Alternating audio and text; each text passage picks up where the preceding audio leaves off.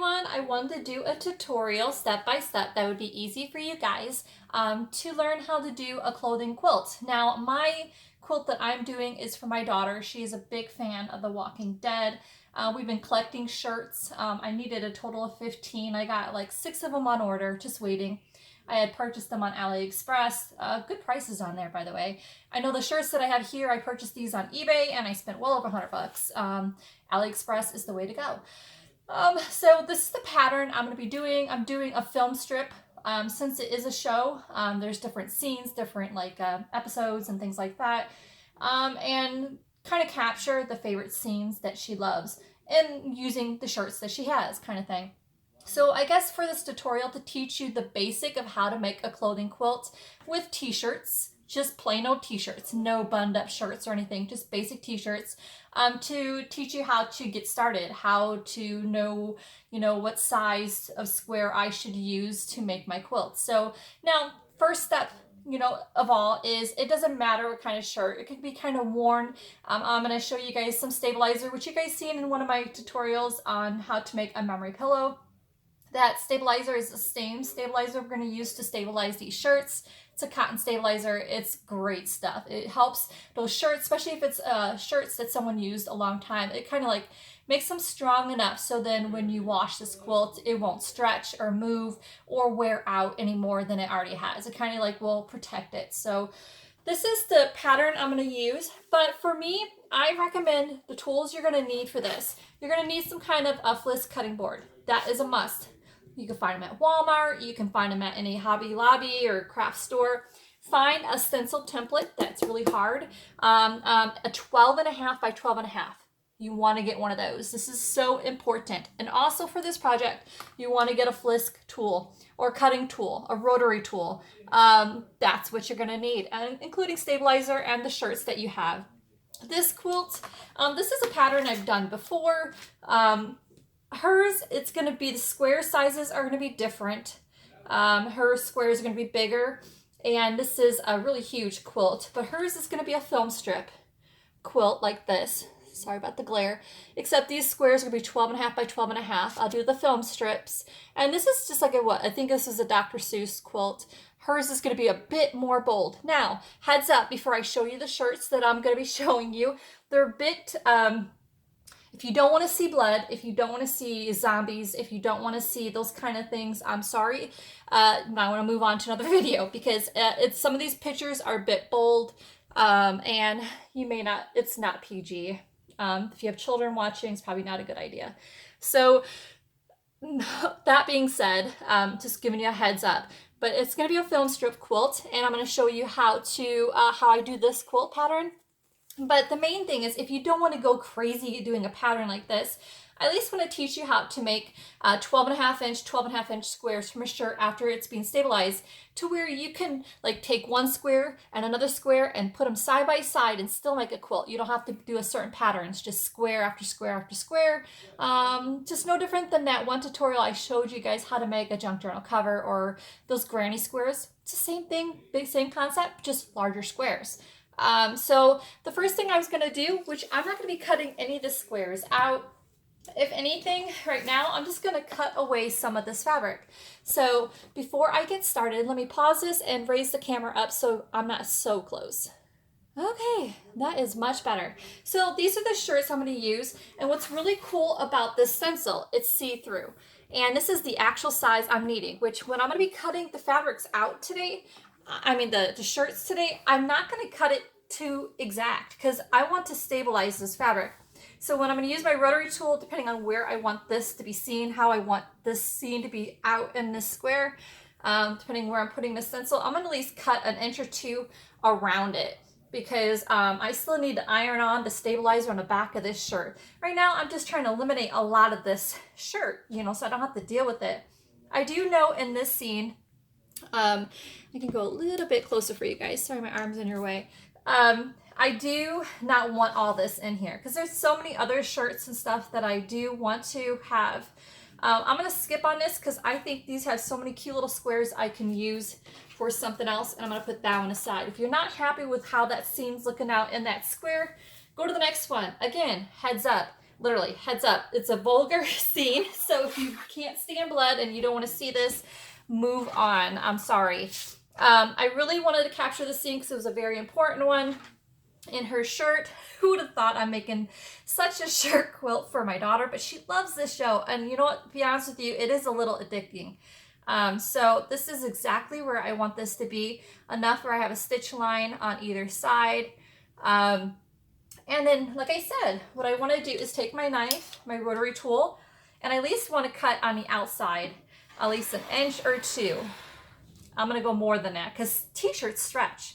So we're going to be stabilizing the back of it, like I said, with that fabric stabilizer later. So right now, I'm just eliminating a lot of this unnecessary shirts. Now, I keep everything, like the bottom of this, I'm going to keep it because it says The Walking Dead. I might use that for something else. So I'm going to hold on to it in case it's the back of her quilt or however that's going to be. So there we go. So at least I have this. It's not stabilized yet. I'm going to take that piece and take the rest of that, use it for rags. My husband loves these for rags. And keep the pieces that I need over there, rags over there for my husband. And I'm just gonna fold this up for later, you know, until I figure out what I'm gonna do, how I'm gonna stabilize it. See how there's so much room on the outer border? See, when you stabilize a shirt as well, it stretches. And so then I need to recut this frame again on here as soon as I stabilize it so I know exact. And I can't wait to show you that process next. But today, I'm just going to show you as I cut out the square seams that I'm looking for each thing. So I'm going to do that to a few more. So that was just first steps. That's all I really wanted to do. If I'm not comfortable with the seam yet, I just move on. Like I said, I bought so many shirts. So I want it to be perfect. You know, this is a memory quilt. This is a huge shirt. So much I can work with. So trying to think here. I'm not sure if anyone else is familiar with the show, but it's actually, like I said, addicting. So I'm going to go ahead and see. I really want to capture him. He was the beginning of the show. I forgot his name. My daughter would be like, Mom, you should know his name.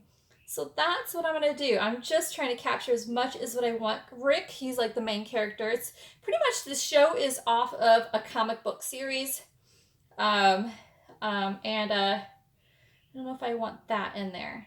I'm going to, I don't know if I want that. I'm going to move that over, but it's still going to be in my scene. So pretty much that's what happens. You kind of go through all these scenes and you're going to figure out what do you want. I don't know. You will see. I really want that tool in there. So I'm going to have to move it over. Anywho, so that is pretty much what I'm doing. I'm going through all these, trying to figure out how I want each square scene to be. First things first, you need to cut out what you want. It's obviously a gross scene, but it's the bad and the hungry, the good. I'm not sure. So I just take that, move it aside until I know I'm going to have so many shirts, so many scenes. This is a really cool one. It's pretty gothic, and who would have thought Halloween's coming up, so it's perfect. Now, before you cut it out too, make sure it's smooth. I recommend if you're doing a 12.5 inch by 12.5 inch cut, make sure the shirt, at least it's a medium, because sometimes the scene in a small, like for instance, this is a small shirt. It's just, I'm really getting close to the edge. It's kind of too much for my comfort. I like more room. But this is a skull, so I really want to capture what I can. Here's the top of this. Obviously, I'm not going to get the top of the skull, but at least I want to have the bottom and the sides. So yeah, that's perfect. Very, very perfect timing for the Halloween. So yeah, look, I want to keep that. It says something. Even the top of the skull. I might find a zombie or two I might need for later. Like I said, the back of it, the rest is scraps for my husband's rags for the garage. This is a small shirt, so I'm really close for comfort. Like I said, it's going to stretch once I stabilize the back of it. So there's a really nice rag from my man.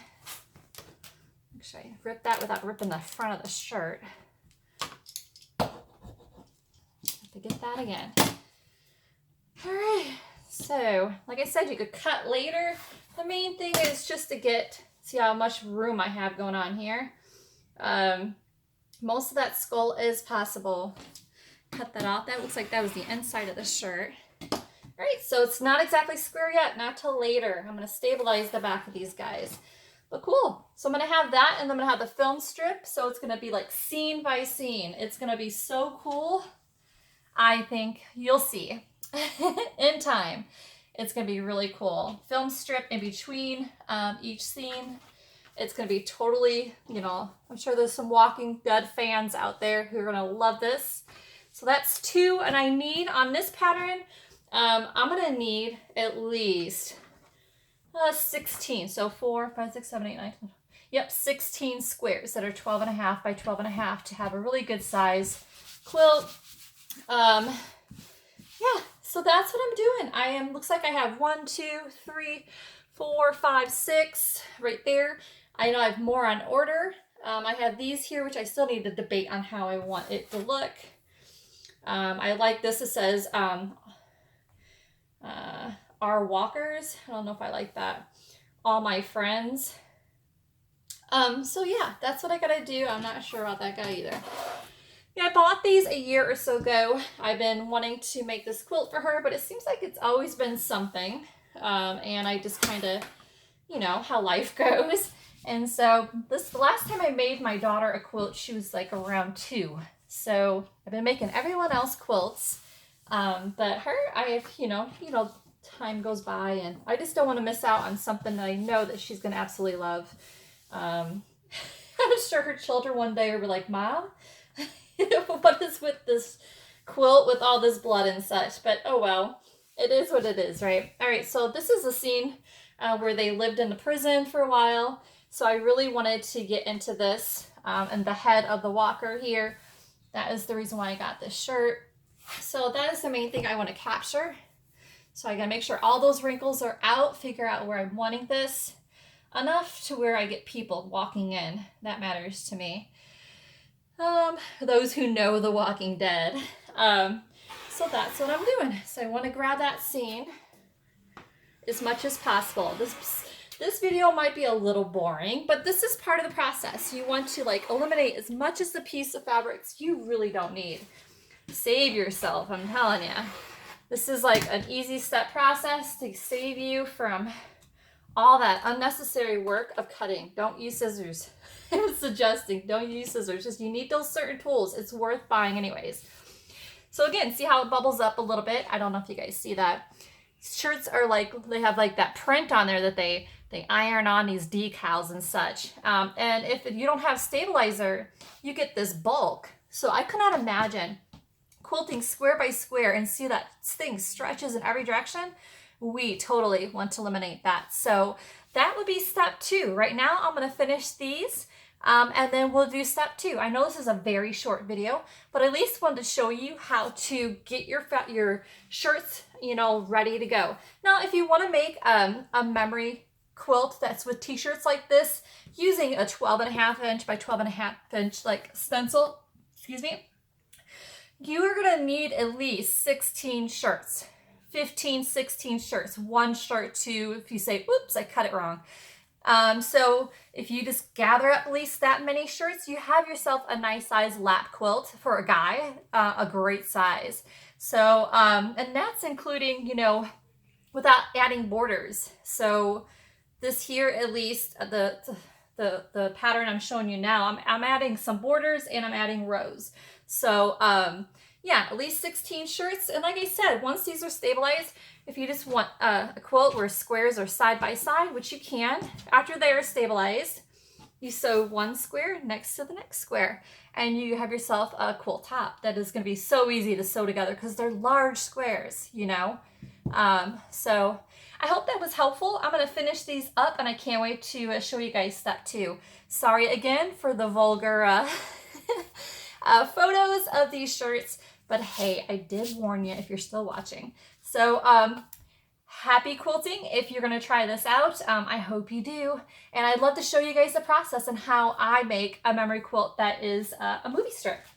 I've done one. Now, if you click on the link below, I have a Facebook group. in that Facebook group, you can see where I did one of these quilts for a person who loves Star Wars. So it was like a Star Wars film strip quilt, which was really cool. So check that out down there. Scroll through, join my Facebook group. You might have to scroll down a little bit farther. I might do a post and bring that post back up kind of thing for you guys. But it's really fun, and I can't wait to show you how my daughter's Christmas gift is going to turn out. So you guys have a blessed day, and enjoy your time off if you have it on this Sunday. So until next time, guys, bye.